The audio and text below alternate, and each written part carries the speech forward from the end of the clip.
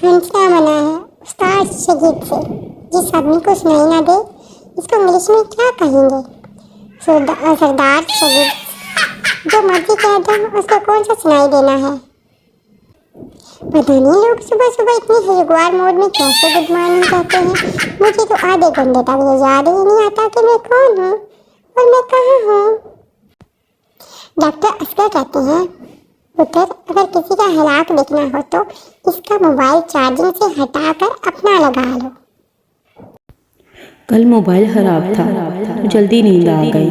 घर वाले उठा के अस्पताल ले गए। पठान इंटरव्यू के लिए गया महंगे पठान से। Where is Abu Dhabi? Pathan बोला, जिस कब्रिस्तान में हमारी अम्मी दबी वहीं थोड़े फासले पर हमारे अबू धाबी। मौलवी सर ने देखा बिरयानी में बड़ा सा लेग पीस दूसरी तरफ है तो थाल को घुमाकर अपनी तरफ कर लिया। किसी ने पूछा, मौलवी साहब ये क्या है? मौलवी साहब बोले, मुर्गे के पाँव किबले की तरफ थे। जब अबू कहते हैं बैठो जरूरी बात करनी है, कसम से वो गुनाह भी याद आ जाते हैं जो कभी किए ही नहीं होते हैं।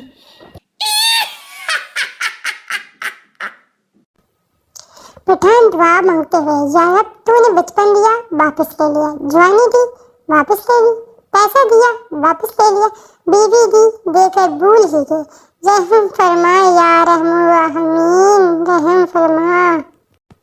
मुझे हाल ही घर में दाखिल होते हुए सलाम करने की आदत है और ये डर भी रहता है कि कोई वालेकुम सलाम ना कह दे।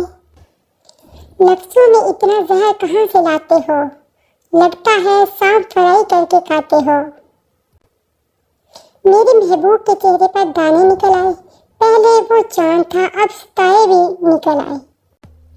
सुना है आपकी मुस्कुराहट बेहद कोई मरता है, जरा सा टाइम निकाल कर आना यार, चूहा मरवाना है।